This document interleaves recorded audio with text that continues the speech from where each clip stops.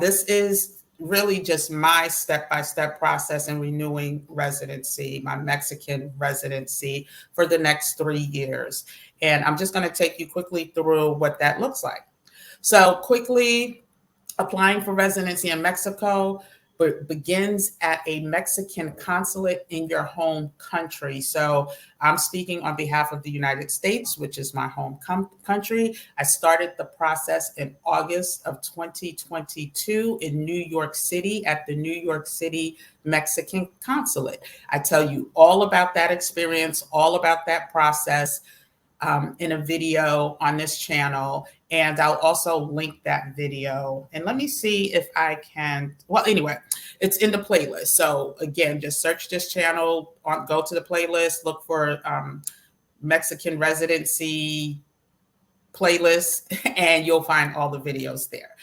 And then when you're here and when you're in Mexico and you want to renew your residency permit, or if you're abroad and want to renew your Mexican residency permit, the renewal process must take place in Mexico at the INM, which is short for Immigration Office. And they have immigration offices all across the country. So wherever you originally got your temporary residency is where you must renew, unless you plan to change your address. Like unless you moved and you want to change your address, that's doable, but that's a separate act. So you need to do that first and then go for renewal of your residency card.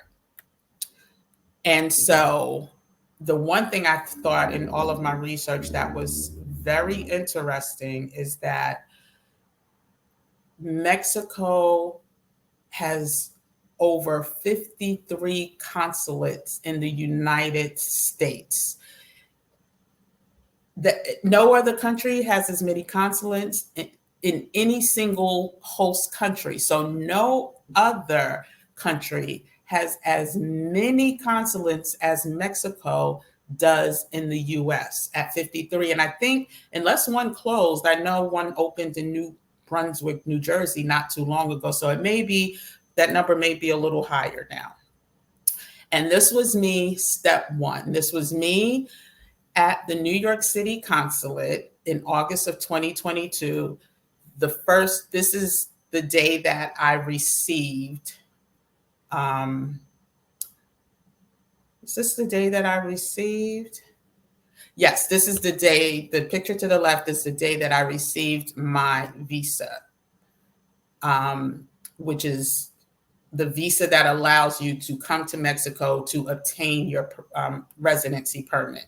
And the picture to the right, this is from the video that I did after receiving my Mexican visa, and literally was super duper happy because I did this part on my own as well. Most people in the US do it on their own. They do the research and then they go to the consulate with the right paperwork. Again, I'm going to emphasize that every consulate acts differently. Not one consulate is the same. So something that is accepted at one consulate may not be accepted at another. Something that is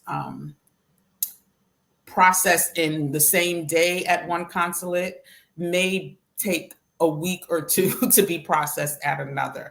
Financial requirements may differ from consulate to consulate. So, and financial requirements, meaning most people get approved based on economic solvency for residency. So one consulate, their economic solvency may be at one tier, one number, and another consulate may be another number for the same person. So do your research, do your homework, and make sure that you follow the rules. And I tell you, it will be less painful.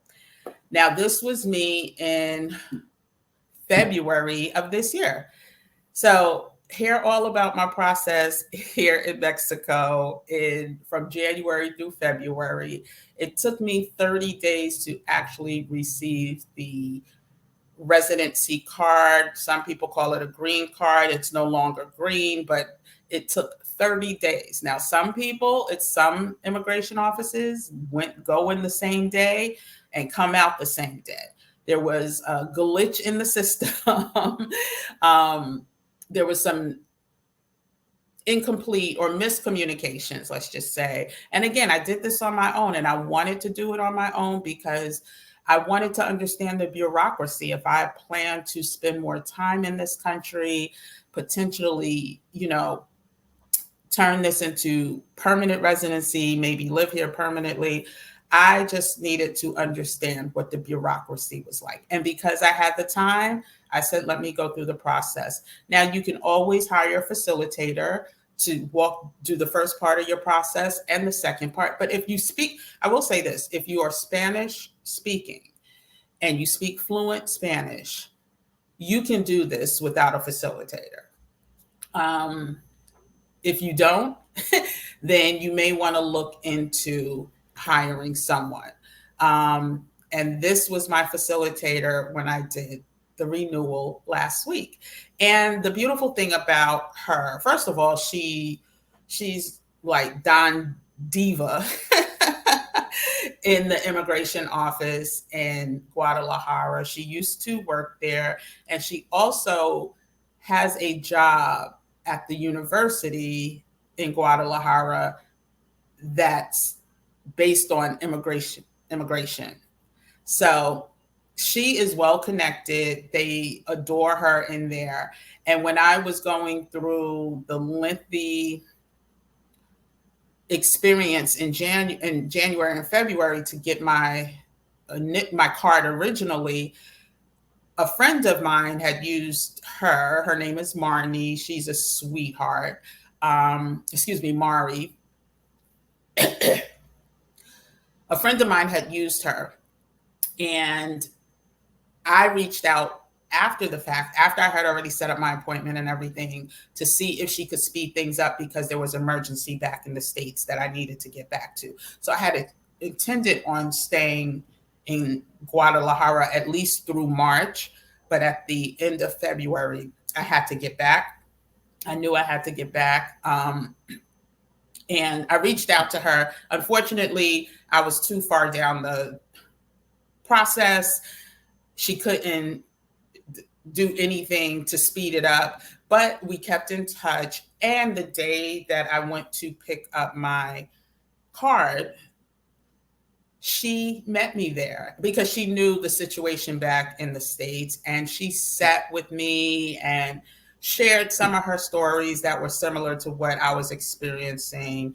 And she just turned, and again, she just did it because she knew the situation, and she knew that it was taking an emotional toll at this point. And she just literally, out the kindness of her heart, came and stayed with me to make sure everything happened that day so I could get back to the States. And I ended up leaving the next day, because the thing about it is, if I would have left without getting my card, I would have had to request a certain type of exit. And that's a whole nother payment. You have to pay for that exit, which I would have done if things would have still, not been finalized. But it's a process. And then you have to come back within a certain amount of time. And it was just, I couldn't even commit to that at that point.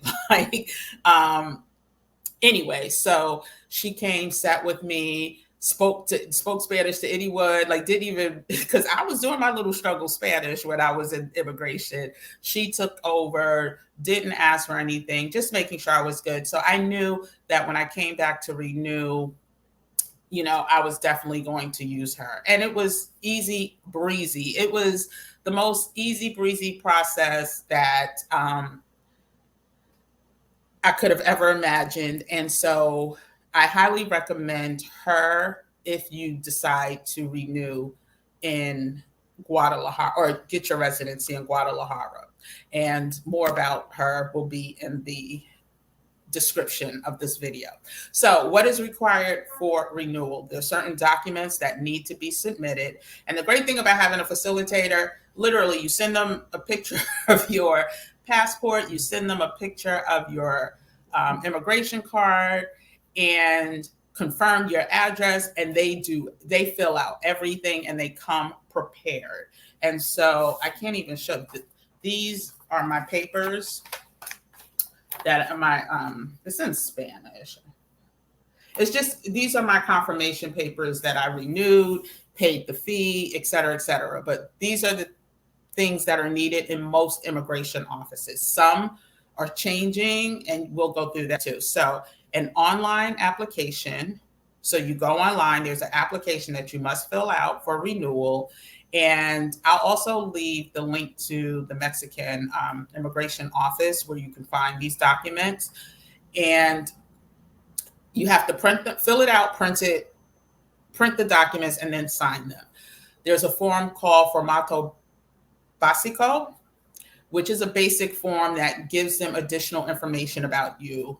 Some immigration offices have done away with it completely, and some still may request it. So, you know, it's better to have and not need than to need and not have. So just make sure it's an easy form to fill out. Like I said, it's just basic information about yourself, from your height to your weight to your nationality. It's just very basic information. And so I would hate for someone to get to an immigration office, need this form.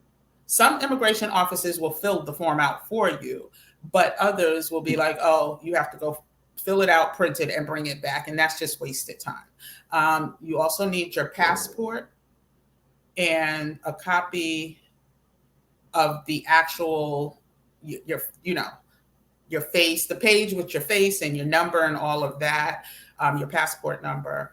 And then you need the application fee based on the number of years. And we're going to talk about that in a second and show you what that's like for 2023. It goes up every year. I'm glad I was able to do it in December, save a little bit of coin before the rates go up. Also, a copy of your residency card, your current temporary residency card. You need a copy of that, printed copy. If you're making copies, always make at least two. You just never know. Don't just, because they can say, oh, well, we need two. And you'll just be, SOL if you didn't print out two, or you'll have to find someplace to go print and maybe mess up your appointment or your scheduling, the scheduled time that you plan to renew your card. Also, some offices may require that you prove that you live where you say you live. And that's usually through an electric bill or some type of government bill.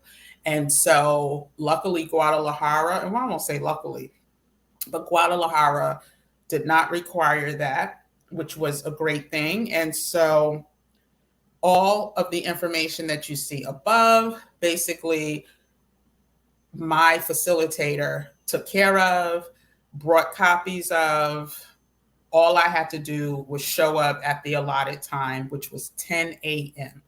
10 a.m. was the time that she told me to appear. The change that happened between when I was here in January and now, Guadalajara used to only run based on appointments. They no longer require appointments. It's a first come, first serve type situation. But because she is connected, when I tell you it was so easy breezy, no waiting anywhere. We walked right inside together. I met her around the corner, well, at the corner.